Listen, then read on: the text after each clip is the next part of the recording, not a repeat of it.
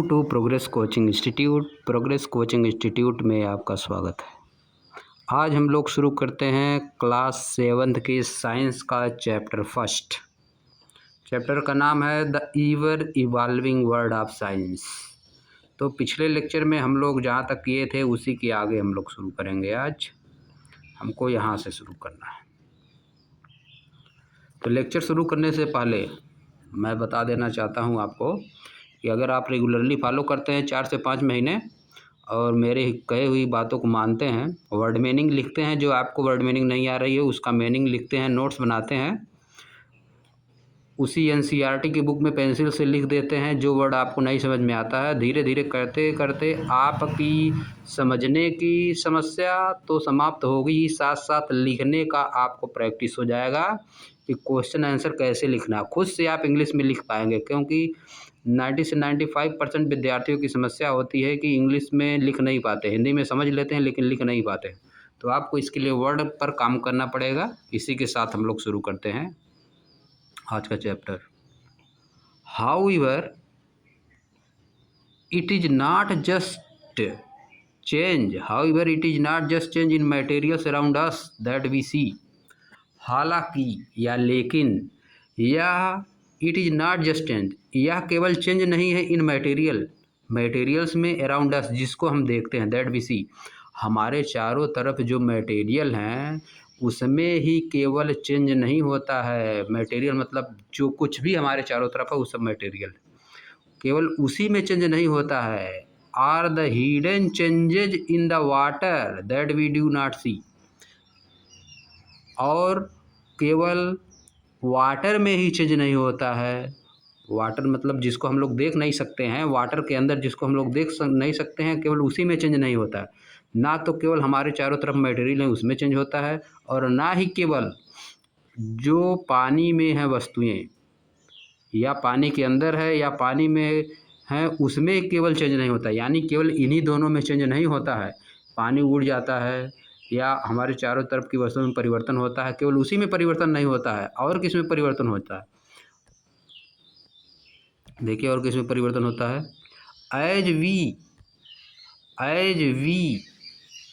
As well लिखा है, changing as well.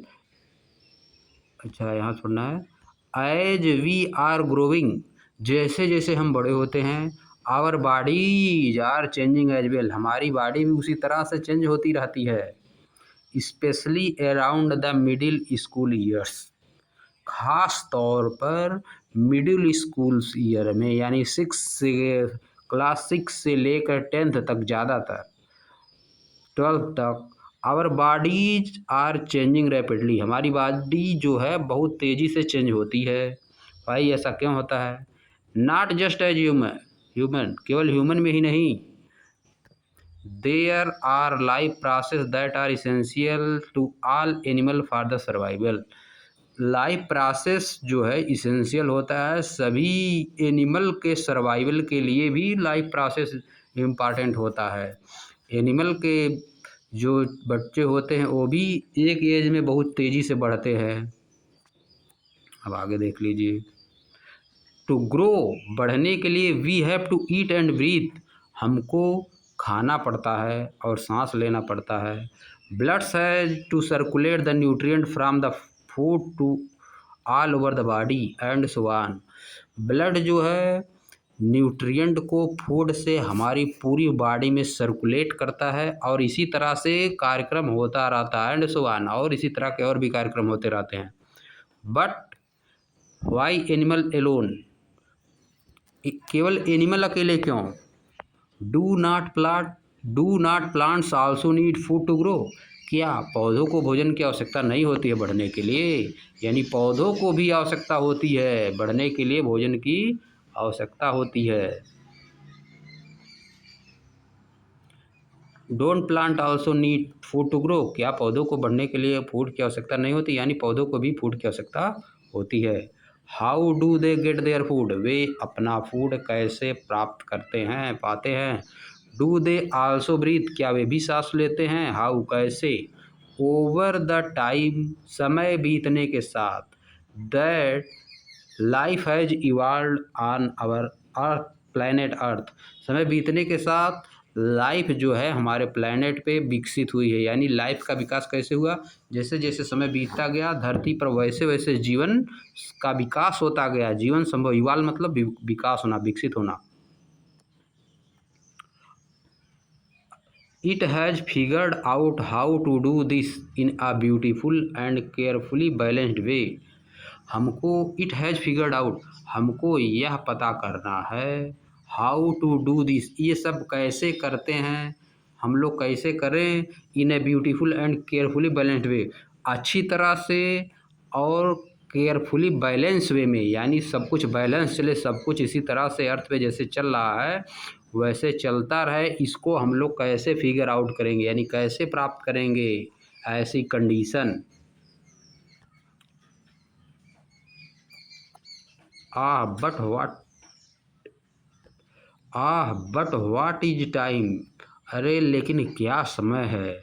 The clock on the wall or a wrist watch tell us the time, घड़ी पे लगी हुई दीवार पे लगी हुई घड़ी और हमारे हाथों में पहनी हुई घड़ी, वृस्ट वॉच मतलब कलाई में पहनी हुई घड़ी हमको टाइम बताती है, और यह कैसे पास होता, समय कैसे पास होता है ये भी बताती है। We get prepare to go to school, हम स्कूल जाने के लिए तैयार होते हैं इन द मॉर्निंग, सुबह में। And are ready to sleep at night, हम रात में सोने के लिए तैयार होते हैं। But have you thought about how we measure time, क्या आपने कभी सोचा है कि हम टाइम कैसे मापते हैं। And how fast does something happen, और चीज़ें कितनी तरह से होती, कैसे कैसे होती हैं, कितनी तेज़ी से होती हैं।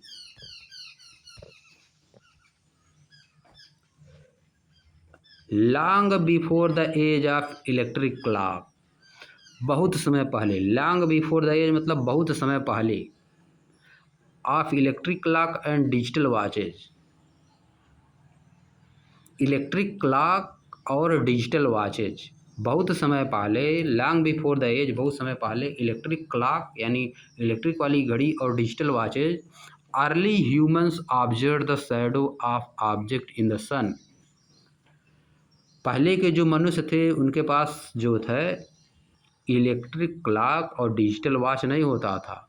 अर्ली ह्यूमंस क्या करते थे, early human observe the shadow of the object in the sun, वह समय का पता लगाते थे शैडो देखकर, यानी परछाई देखकर, सूर्य की रोशनी में हम लोग अपनी परछाई देखकर समय का पता लगाते थे। And use the position of the shadow to tell the time, और इसी शैडो का यूज करते थे पोजीशन बताने में।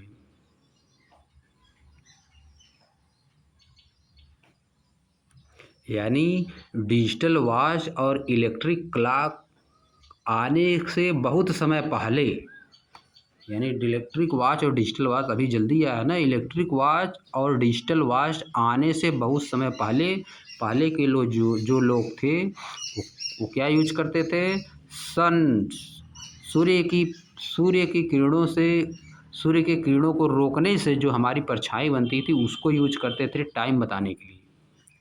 Light and shadow are not just useful for shadow puppet or tell the time, light और shadow are not just useful for shadow puppet,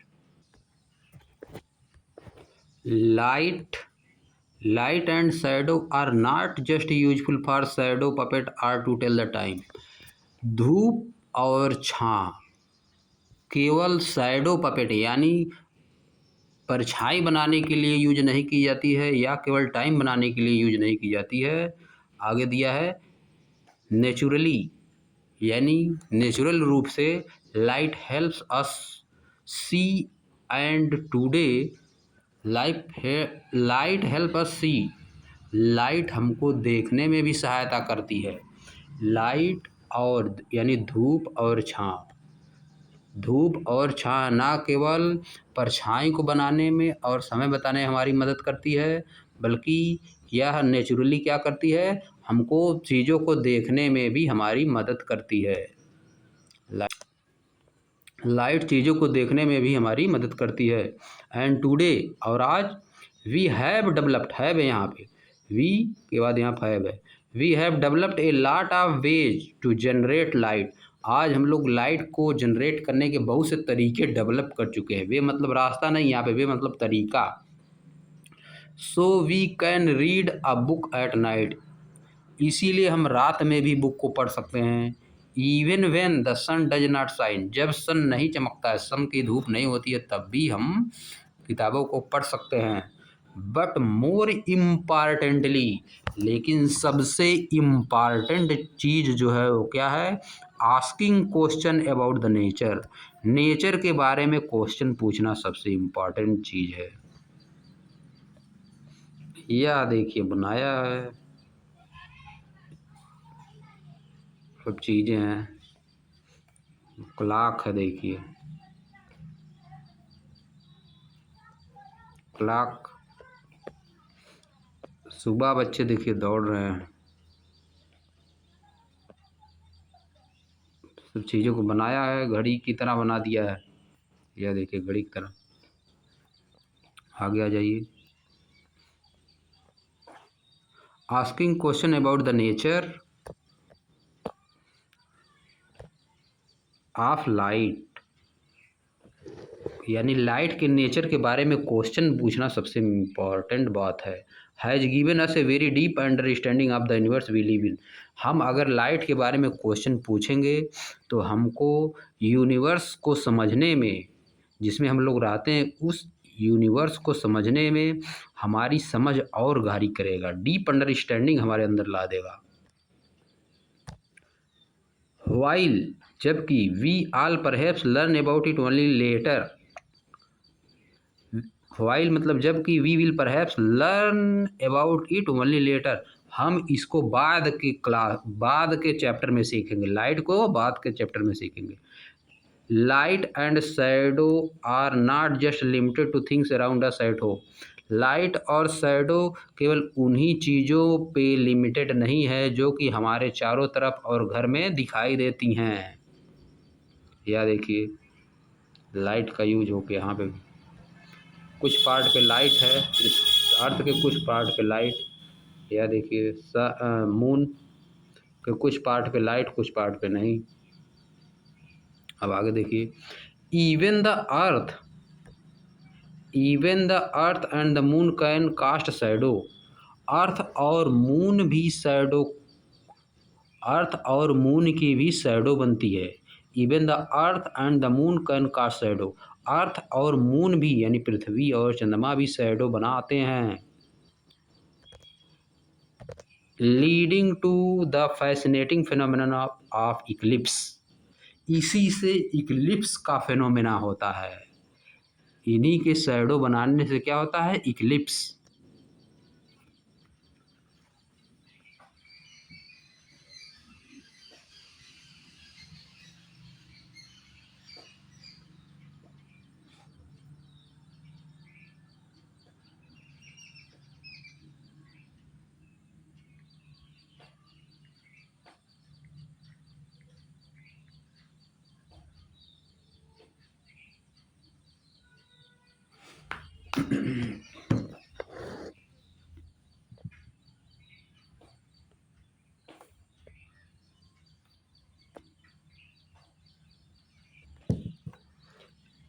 light और moon के शैडो बनाने से क्या होता है? Leading to the fascinating phenomena of eclipse, eclipse का phenomena होता है, यानी इक्लिप्स मतलब क्या?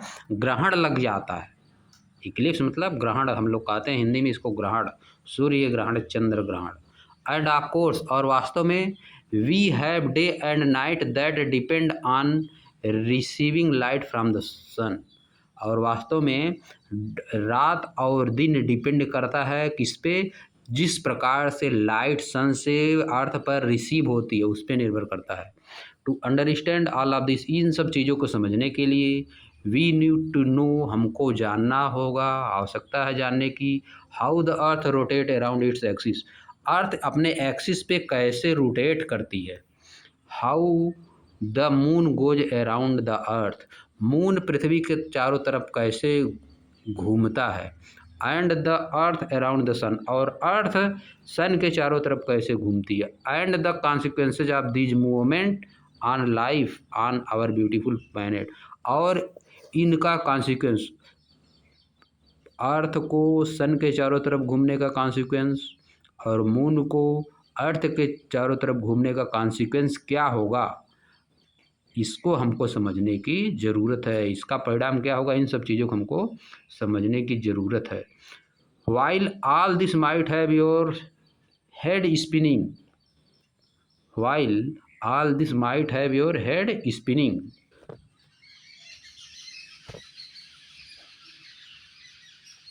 वाइल जबकि all this might have your head spinning, ऐसा हो सकता है कि ये सब चीज़ें आपके दिमाग में घूम रही हों, घूम सकती हैं। थिंक अबाउट इट, इन सब के बारे में सोचिए। इज नॉट इट अमेजिंग, क्या यह अमेजिंग नहीं है, क्या आश्चर्यचकित करने वाली ये सब चीज़ें नहीं हैं। That we human can wonder about the wonderful world we live in, यही सब है रीजन। दैट माने कि इज नॉट इट अमेजिंग, क्या यह आश्चर्यचकित नहीं करने वाला है कि हम ह्यूमन वंडर आश्चर्य करते हैं, वंडरफुल वर्ड, जिस वंडरफुल वर्ड में हम लोग रह रहे हैं, हम ह्यूमन उस पर आश्चर्य करते हैं। इन दिस चैप्टर, इस चैप्टर में दैट फॉलो जिसको आप पढ़ेंगे, you will also make a simple observation, आप एक सिंपल ऑब्जर्वेशन करेंगे। एंड डू फन एक्सपेरिमेंट, और आप एक्सपेरिमेंट करेंगे। आगे जो चैप्टर है उनमें ऑब्जर्वेशन करेंगे और आप एक्सपेरिमेंट भी करेंगे। एंड डाइव इनटू टॉपिक्स, और टॉपिक्स में गोता लगाएंगे, जैसे पानी में आदमी गोता लगाता है उसी तरह से आप पढ़ने में आपका दिमाग गोता लगाएगा, डाइव इनटू करेगा, डुबकी लगाएगा। दैट नीड केयरफुल थिंकिंग, लेकिन इन सब चीज़ों के लिए क्या आवश्यकता है, केयरफुल थिंकिंग की आवश्यकता है।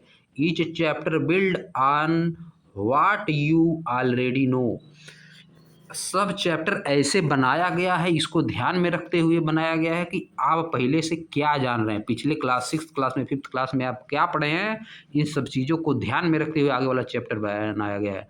And encourage you to ask question, जो कि आपको इनकरेज करेगा क्वेश्चन पूछने के लिए, एक्सप्लोर करने के लिए। And do hands on experiment, और एक्सपेरिमेंट करने के लिए। And think like a scientist, और आप एक साइंटिस्ट की तरह सोचने पे आपको मजबूर करेगा।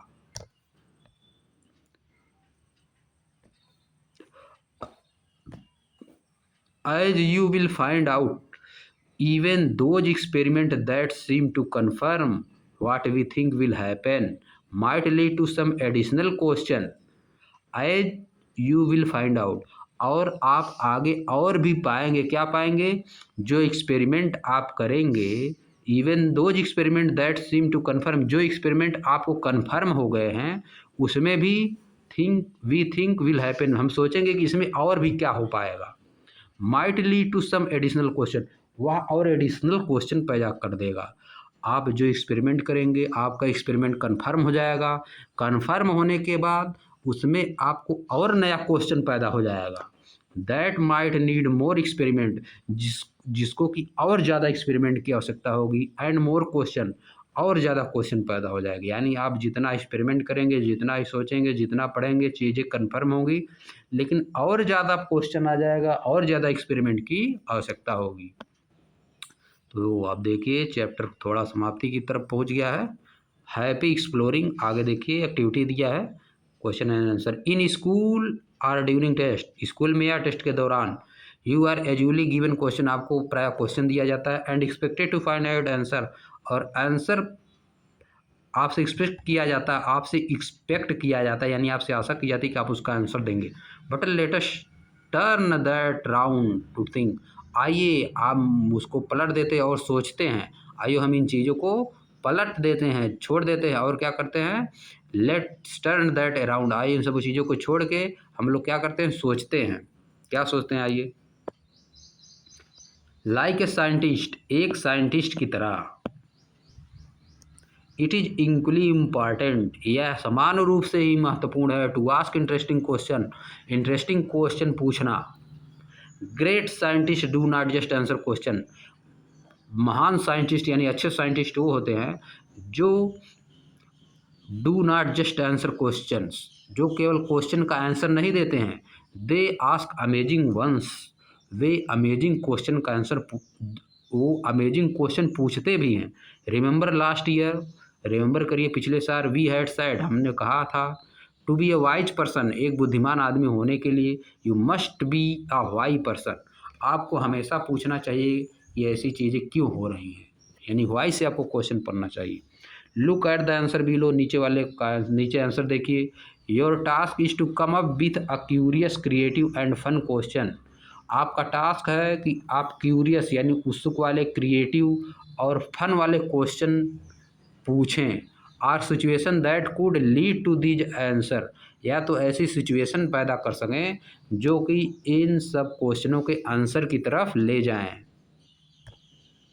These are the never there are never any wrong question, कभी कोई क्वेश्चन गलत नहीं होता है। So let your imagination run wild, इसीलिए अपने इमेजिनेशन जो आपके अंदर से आ रही है उसको दौड़ने दीजिए। जो क्वेश्चन गलत सही आ रहा सब पूछिए, क्वेश्चन कभी गलत नहीं होता है।